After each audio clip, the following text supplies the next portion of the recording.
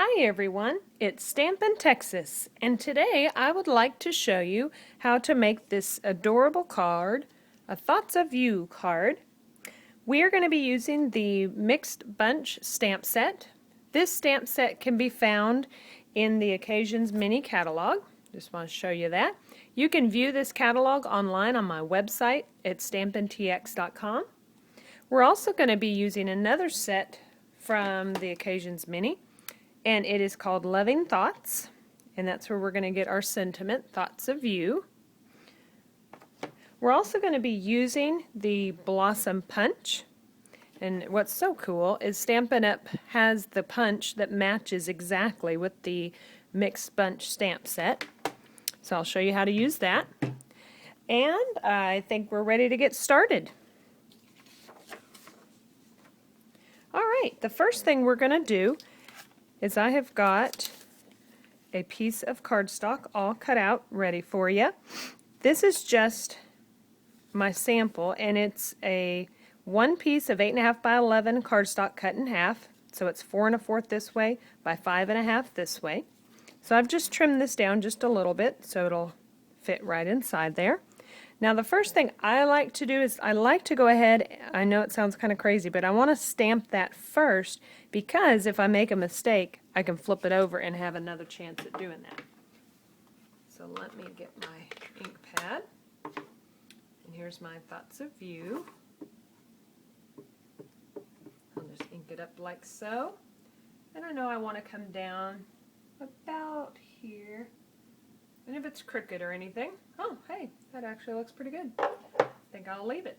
But I always tell people, stamp first. If you don't like the way it looks, flip it over. You've got another chance at it. Alright, now what I've done is I'm going to go ahead and put the pieces of paper on here. This is from it's called Everyday Enchantment Designer Paper, and it is from the Sale-a-Bration brochure. And so I'm just going to kind of dry fit the pieces where I'd like them. I think I'll do about like this. And at this point I would adhere them down, but I'm going to go ahead and show you how to create the flower. So I'll set that aside. I'm going to get my Poppy Parade ink pad again and a little scratch sheet of paper. So I'm going to stamp one flower on this scratch paper. And let's do it about here. So we stamp first. Now I'm going to punch it out using the Blossom Punch.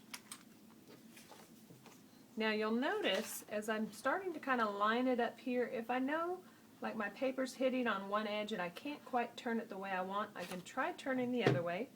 Or sometimes I just need to get my scissors and cut off a little extra there to make sure I can get my punch lined up just the way I want it.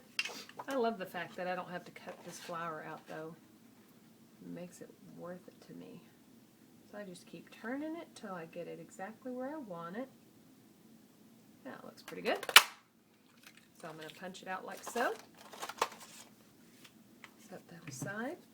Now you'll notice on the card sample I've actually cut into the flower just a little bit so that that can give it some dimension. So all I'm going to do is kind of go like this, and I'm just following that little indentation to cut it in like so. So I'm going to go around and do all the petals.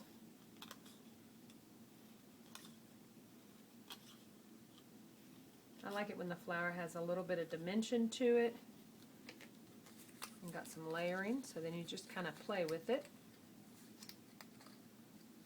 like that. Alright, now the last thing I'm going to need is this little green piece in the center of my sample. I've done that using another part of the Mixed Bunch stamp set, this little center piece.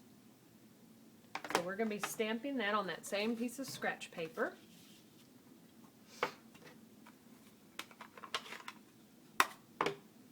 So what I'm going to do is I'm going to stamp one, and again I know my punch probably won't be able to get to that area, so I'll just cut off a little extra here. Probably should have just gone a little closer to the edge, but oh well, you know, that happens sometimes. Now I've got this little bitty punch, and all I want to do is go right into the center of it and just get a little bit, like so. And then, once I've got those adhered down, I'm going to add my flower, my centerpiece. The last thing I'm going to do to the flower is add these pearls. I love these. They already have the adhesive on the back. I'm going to show you a little tip for getting these off the sheet. I like to use my paper snips. They really have a sharp point, and it's so good because they just pick them up like so. And I'm going to lay that down, and that's pressed.